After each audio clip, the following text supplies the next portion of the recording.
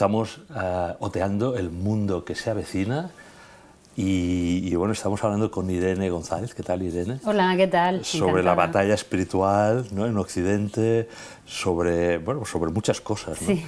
Irene, como sabéis, es licenciada en Derecho, es articulista, conferenciante, ha escrito el libro Salvat Europa. Y bueno, siguiendo el hilo conductor de todas nuestras conversaciones, Irene, pues tú hablas no solo del fin de la democracia liberal, sino incluso de algo que nos ha caracterizado, o pretendidamente nos ha caracterizado al mundo occidental, ¿no?, que era la libertad de expresión, ¿no? O sea, nos diferenciaba un poco de los países no democráticos. Y tú dices que la libertad de expresión ya no existe. No existe, no puede existir, porque el enemigo principal que tiene quienes nos gobiernan es la verdad. Entonces, sí se ha querido identificar la libertad de expresión con las democracias, pero bueno, sinceramente en Europa no existe ya esa libertad de expresión, pero desde hace ya una serie de años. Los medios de comunicación vemos que son medios orgánicos del poder, sirven como una especie de ministerio para ellos trasladarnos no solamente su mensaje, sino órdenes de qué es lo que se puede decir, qué es lo que no se puede decir, y vemos una repetición casi exacta de palabras en esos prestigiosos periodistas y en esas prestigiosas cadenas de noticias y de información, que ellos además se han erigido como los guardianes de la verdad. Es como poner al lobo cuidando de las gallinas. Eso es un poco lo que ha pasado con los medios de comunicación. Se ha perseguido que el hecho de que se denuncien ciertas verdades, como por ejemplo decir verdades sobre la ideología transgénero, hemos visto cosas realmente terribles desde hace ya bastantes años que no puedes decir sobre temas de la inmigración, como hace 15 años en Alemania se callaron por parte de los medios de comunicación violaciones masivas organizadas que hubo en Alemania en la Nochevieja, cómo los medios se dedicaron a callar la verdad, obedeciendo órdenes del poder. Con lo cual las personas, viendo que hay como un organismo, esa estructura institucional extendida a los medios de comunicación, ya no está dedicada a contar la verdad y la información, sino a dirigirnos en esa dictadura de lo que se puede decir, surgen las redes sociales. Y las redes sociales son una grieta de libertad que no podían controlar. La gente empieza a colgar en redes sociales lo que callan los medios, empiezan a cuestionar lo que están diciendo periodistas prestigiosos, evidenciando que mienten directamente. Lo vimos, por ejemplo, en la pandemia, cómo se persiguió que no se podían decir ciertas cosas, cuestionar absolutamente nada, porque si no te convertías en un enemigo del pueblo. Entonces, las redes sociales han sido esa grieta fabulosa y maravillosa a esta tiranía contra la libertad de expresión, porque ahí emergía una verdad libre, sin una censura y sin que nadie aprobase previamente ese mensaje. Entonces, como los de arriba lo ven claramente, ¿qué es lo que sucede? Empiezan ellos, los dueños de esas plataformas no son actores inocentes en el globalismo, sino que son actores muy importantes. Hemos visto como, por ejemplo, Mark Zuckerberg, dueño de Meta, él mismo ha reconocido años después que sus plataformas, tanto de Facebook como de Instagram, obedeciendo órdenes del FBI y del Departamento de Estado de los Estados Unidos, se censuraban todas las noticias relativas a la corrupción del hijo del presidente de los Estados Unidos. También ha reconocido él claramente que todos los mensajes a lo largo del COVID que fuesen cuestionando la validez de las vacunas, como ellos las retiraban por orden de los estados, de las organizaciones de la OMS y demás. Como el anterior dueño de Twitter, los anteriores dueños de Twitter, todo mensaje, toda cuenta que cuestionase, por ejemplo, la ideología de género o que denunciase las consecuencias de la inmigración masiva, eran cuentas eliminadas directamente. Entonces vemos cómo el poder, esa grieta que abrieron las redes sociales, la intenta también copar. Pero ese esfuerzo que ellos están poniendo, por eso creo que es un momento muy importante de lo que sucedió, que la red social Twitter en ese momento la compró un globalista transhumanista como Elon Musk. Sin embargo, dentro del globalismo no hay una única familia, hay también guerras y luchas de poder arriba. Entonces Elon Musk la compró con la política de que ya no hubiese esa censura. Sinceramente, es un hecho muy relevante que no somos del todo conscientes hasta qué punto, porque gracias a que ahora ya no te cierran cuentas, ahí los gobiernos ya no tienen tanto poder, porque ya las personas para informarse ya no ponen el telediario, sino que se van a unas redes sociales a ver lo que está diciendo gente que está grabando incluso con su móvil lo que está sucediendo. Entonces, no solamente los medios de comunicación, sino que ha ido más allá, han querido penalizar y hacerlo punitivo tu libertad de expresión. Lo han tipificado como el delito de odio, que es una herramienta, es un artefacto para ti tenerte completamente domado y domesticado. A ti se te acusa de decir de odio porque los que hacen eso odian la verdad. Entonces a ti no se te va a permitir nada, convierten a una persona normal que dice la verdad en un delincuente en la sociedad moderna, porque has cometido ya un delito. La policía, como ahora no se dedica mucha, hemos visto por ejemplo en Reino Unido, que es un país muy a la vanguardia de la destrucción globalista, no en vano, las élites globalistas tienen mucho que ver con el imperio anglo, pues ellos, tú ves cómo la policía no detiene a delincuentes, están, por ejemplo, parece un barrio a las afueras de Islamabad con muchos delitos, la policía no hace nada. Sin embargo, hay casos, en algunos aparecen en el libro, de una niña, por ejemplo, con autismo, de 15 años, que preguntó a una que estaba en la calle, la preguntó si ella tenía novia, en plan como preguntándola si era ella lesbiana. La detuvieron a una niña con autismo porque estaba diciendo algo políticamente incorrecto. La quisieron acusar de un delito de odio contra la comunidad LGTBI y demás, acusándola con una pena de ir a prisión una niña autista. Hasta ese punto, con lo cual vemos cómo en este mundo construido sobre la mentira y el terror, pero el terror ya no es un terror de la época soviética evidente y duro, es que a ti, a la persona normal que denuncia al delincuente en el poder, a ti te van a convertir en el delincuente en la sociedad. Reina la mentira, reina la mentira. Y todo ello a través del delito de odio y una policía que se va a dedicar a perseguir al ciudadano, a que si ha puesto en redes sociales, esto también lo hemos visto en Reino Unido, aparecen en la casa de un chico porque ha puesto unos tweets denunciando algo sobre las vacunas de COVID y le detienen y le llevan a la comisaría. Con lo cual la gente se calla, huye. Pero yo, una reflexión y muy esperanzadora que veo, es que la mentira, fíjate todo lo que ellos necesitan muchísimo presupuesto, necesitan ser dueños de los medios de comunicación, dueños de los gobiernos, dueños de las empresas de redes sociales. Y sin embargo, un tuit que pongas con la verdad lo destruye todo. Es así de poderosa la verdad. Lo que hay que es no tener miedo, a pesar de que hay ciertas consecuencias muy graves y que hay muchas cosas de las que todavía no siempre se puede hablar de una forma clara, pero hay que ir como una tuneladora creando ese túnel de verdad donde poder decirlo y saber que es muy poderosa. Y porque aparte del delito de odio está la cultura de la cancelación, ¿no? No, claro. ¿Tú tienes miedo que te cancelen? Bueno, yo creo que en cierto sentido, no diré miedo, yo estoy silenciada ya, dada por hecho, porque como hablas claramente, la cancelación, cancelan a aquel que está, ¿no? Le derriban.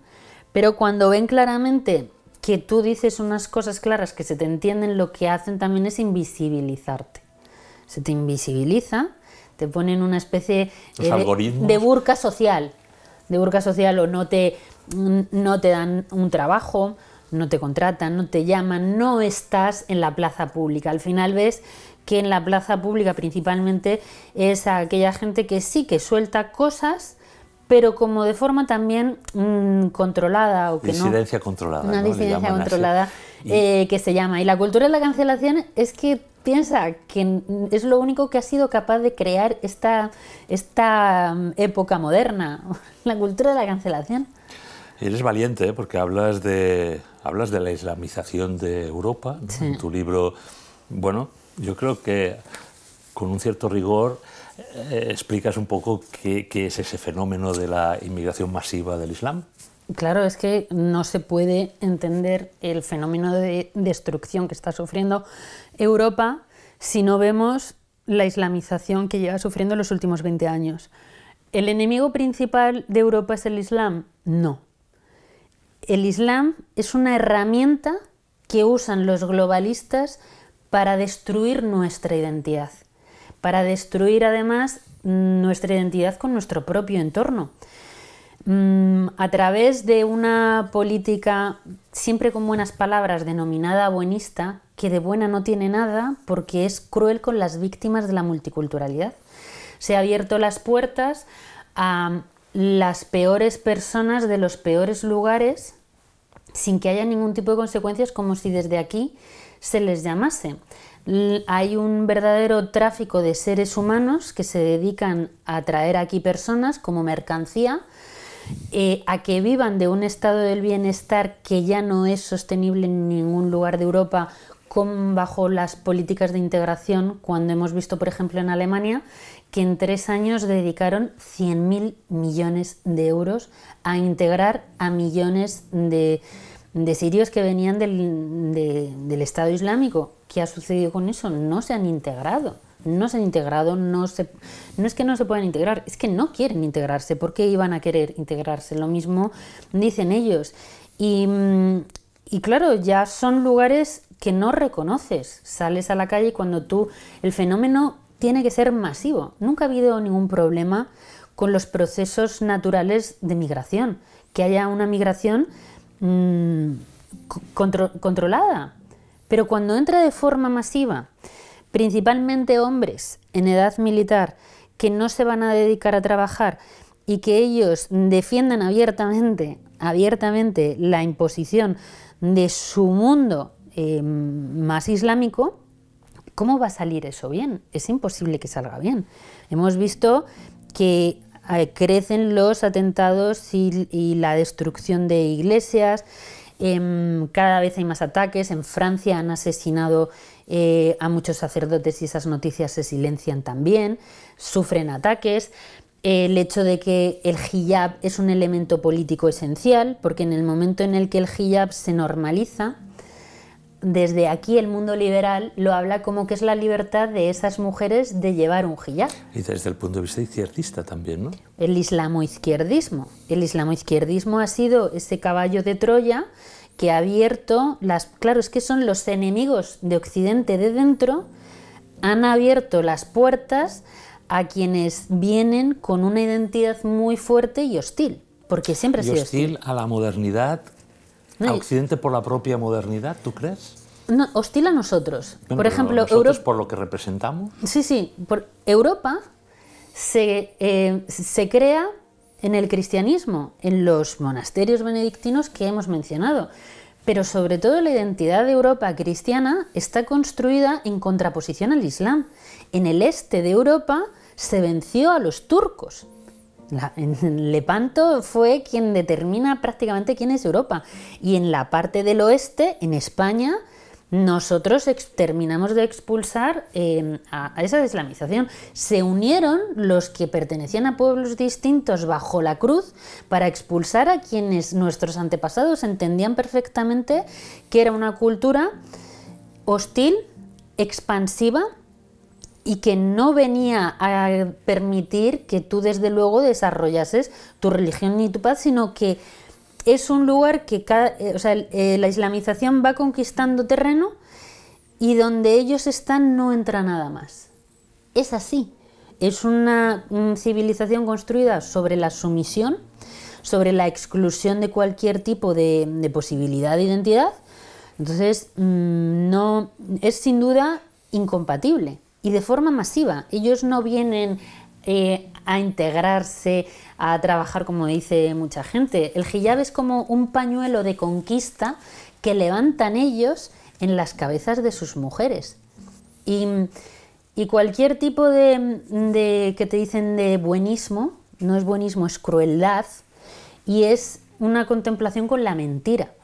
O sea, hay que denunciar abiertamente que además hemos visto como, por ejemplo, en Reino Unido, cuando tuvo una sociedad multicultural, principalmente ellos han tenido una inmigración proveniente de India y de Pakistán. Han creado sociedades paralelas. Y cuando tú tienes una sociedad multicultural consiste en identidades que viven en un mismo territorio pero de espaldas. ¿Cómo vas a construir el bien común de una comunidad rota y dividida? ¿Qué sucede en una democracia cuando hay ese tipo de identidades? Pues que hemos visto, por ejemplo, que había redes donde se cometían abusos que sin embargo los políticos no lo perseguían porque la comunidad votante era una comunidad pakistaní. Entonces, ves cómo la figura de la democracia, la mayoría, si la mayoría considera que los abusos a menores, pues que no es un gran problema, ni es una cosa a perseguir, pues lo decide la mayoría. Con lo cual estás viendo que nuestra civilización construida en torno al bien, a la verdad, a la dignidad de la persona, al cuidado del vulnerable dentro de tu comunidad.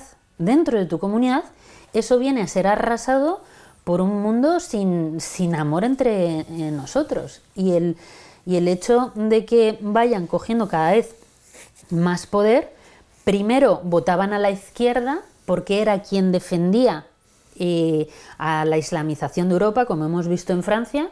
Lo que tienen en común es el odio a Occidente, tanto la izquierda como a quienes ellos han abierto la puerta. No sé si conoces algo que nos dirán tal vez que es un poco conspiranoico, que son las cartas de Alberto Pike. Alberto Pike, desde el siglo creo que XIX, era un alto grado de la masonería que anunció como 3 etapas, ¿no?, de conflicto, ¿no? La primera llevó a la Primera Guerra Mundial, que era la destrucción de las monarquías católicas, ¿no? Los zares, los monarcas católicos, ahí, digamos, empezó el primer derribo, ¿no? En la segunda etapa, el auge del sionismo, ¿no? Es decir, cuando la Segunda Guerra Mundial, ¿no?, se produce el Holocausto, ¿no?, pues de alguna manera surge la visión del sionismo, ¿no? Y en esas cartas, que dicen que están en la biblioteca de Londres y que, bueno, mucha gente dice que no, pero claro, es que estamos viendo que se van cumpliendo, ¿no? La tercera es el enfrentamiento entre el cristianismo y el islam, ¿no?, para que emerja la luz, ¿no?, la luz de Lucifer, ¿no? Es decir, lo que está anunciando es que ese nuevo orden mundial, ¿no?, ese señor del mundo, ¿no?, que hemos comentado alguna vez, ¿no?, esa figura del anticristo desde el punto de vista escatológico cristiano, ¿no?, surgirá cuando se haya arrasado totalmente nuestra cultura cristiana y es poniéndonos como en un avispero, ¿no?, en confrontación. Exacto. Justamente, dice él, entre el cristianismo y el islam. Y es curioso porque, repito, viene siendo una agenda a muy largo plazo, como ves, ha cumplido las 2, la tercera no, sin duda, se está cumpliendo y según ese texto, ¿no?, llevaría a una tercera guerra mundial, ¿no?, y al caos para ese nuevo orden, ¿no? Lo vemos en Francia, ¿no?, y lo comentábamos antes, curiosamente escenificado, ¿no?, no sé, por ejemplo, en la inauguración de los Juegos Olímpicos de París, ¿no?, donde se nos explica una historia de Occidente. Si quieres haces un poco resumen, porque me ha gustado muchísimo tu interpretación, ¿no?, de cómo el derribo cultural, ¿no?, esa visión de lo que ha sido la historia reflejada en Francia, pero que podría extenderse a toda Europa, ¿no?, de caos, orden, de disolución para religar, ¿no?, que dicen ellos, ¿no?, se nos escenificó claramente en la inauguración de los Juegos Olímpicos, una ceremonia, ¿no?, tan blasfema, ¿no?, por otra parte. A ver, aquí hay 2 cosas. La primera, sin duda, han creado en Europa una especie de juegos del hambre entre una sociedad que ya no era cristiana, porque estábamos siendo descristianizados desde la Revolución Francesa, o sea, se va apartando a Dios de la sociedad, el catolicismo, el cristianismo queda como algo más cultural, y entonces Europa en ese barbecho espiritual es perfecta para que el Islam entre como un cuchillo en la mantequilla, nunca mejor dicho. Entonces, los de abajo, que no somos estas élites que deciden hacia dónde va el mundo, vivimos en ese enfrentamiento, en esa guerra que hay en las calles. Han traído guerra a nuestras calles aquellos que han abierto las fronteras a todas las personas que detestan desde luego Occidente, porque quienes las han abierto nos odian aún más, ¿no? Entonces, nosotros estamos en esa lucha que lo que hay que entender es una persona musulmana en concreto no es una persona mala, ni es un problema, ni nada, sino son los fenómenos masivos que, a diferencia de las personas que estamos aquí en Europa, ellos sí tienen un plan. Nosotros en los últimos 200 años, desde la Revolución Francesa, nos han obligado a vivir en una ficción no identitaria, en la que nuestra identidad, ¿cuál es? La democracia liberal. Es que es algo como absurdo y ridículo, la libertad de hacer lo que quieras, esa es nuestra identidad. Claro, viene el resto del mundo, que ellos no han vivido en esa ficción constructivista, masónica, globalista, o como lo quieras denominar, y ellos vienen con una identidad fuerte, claramente expansiva, a destrozarlo. Para eso les han abierto las puertas, para eso. Y luego lo otro que comentas de la ceremonia de los Juegos Olímpicos es un capítulo de mi libro que veo cómo esa descristianización que empieza en Francia, que empieza en la Revolución Protestante, pero que tiene su apogeo en la Revolución Francesa, cuando llega la ceremonia de los Juegos Olímpicos... De París, ¿eh? De París, claro, tiene que ser en París, llega... ¿La 33 has dicho que era? Creo que sí, que era la ceremonia número 33, llega un momento en el que dices, pero esto están alardeando de la victoria 250 años después. Es decir, la Revolución Francesa, la sociedad que se crea en ese momento, no ha sido destruida ahora por el Islam. El Islam ha venido, digamos, a arrasar todo para que tú, cuando te asomes por la ventana de tu casa, no reconozcas nada tuyo, no reconoces a tu pueblo, no reconoces tu calle, tu barrio, con lo cual, ¿para qué vas a luchar? Lo único que quieres es irte, huir, no luchar por Europa, porque ya lo ves todo en un estado de inseguridad, de fealdad, y que no lo reconoces como tuyo, no vives en Islam. Es un Islamabad que está aquí en Francia. ¿Qué sucede cuando ves eso? Ves que la sociedad que se crea entonces llega ahora a su apogeo. Y en esa ceremonia de los Juegos Olímpicos lo estaban celebrando. Nos lo estaban mostrando a la cara. Estaban celebrando en nuestra cara su victoria de que el régimen que ellos instauran 250 años fue precisamente para llegar a este momento de destrucción de la identidad cristiana de Europa. Ahora, el Islam, insisto, es una de sus armas. ¿Por qué? ¿Qué te llamó la atención a ti de los Juegos Todo, Olímpicos, ¿no? O de sea, la todo lo que pasó allí, empiezas a ver imágenes como de un becerro de oro, los jinetes del Apocalipsis. O sea, quiero decir, no quedó nada. La blasfemia sobre la Santa Cena. No, y bueno, sí, por supuesto, la Eucaristía, ¿no? Y además es curioso, bueno, no es curioso, es revelador que la religión a la que siempre atacan es el catolicismo. Odian a Jesucristo, le odian profundamente, ¿no? Él es tan bello y tan perfecto, algo que ellos jamás podrán llegar a ser. Reivindicaron la decapitación de María Antonieta, que es una reina que murió diciendo unas últimas palabras de piedad hacia sus propios verdugos, ¿no? Y eso lo reivindican como algo... Había también menores en esa última cena con transexuales semidesnudos, lo cual te indica que efectivamente que responde a muchas querencias del mal, sin duda, que nos gobierna. Entonces, esa ceremonia indica que estos son los que mandan y que la islamización es un arma contra nosotros, a quienes nos silencian mediante el delito de odio y con la cultura buenista de la moderación, que consiste en que no pasa nada, te insultan, te llaman cualquier cosa, racista y demás, por decir la verdad. La verdad es lo que está realmente perseguido, y es por eso por lo que la verdad ha de ser reivindicada en todo momento, al igual que la cruz. Fue realmente una ceremonia de celebración del derribo, ¿no? Sí. Clarísimamente, ¿no? Y al final ese jinete metálico sobre el Sena Pues, recordaba alguna figura apocalíptica, pues, ¿no? El advenimiento de alguien que es muy peligroso. Es que no se dejaron, yo creo que ningún símbolo en el tintero. Bueno, casi lo anunciaron, ¿no? Que estaba próxima esa manifestación del anticristo, ¿no? Bueno, lo vamos a dejar aquí, si te parece, y a mí me gustaría la semana que viene darle un vuelco, ¿no? a esta visión de diagnóstico, ¿no? Realista, valiente, ¿no?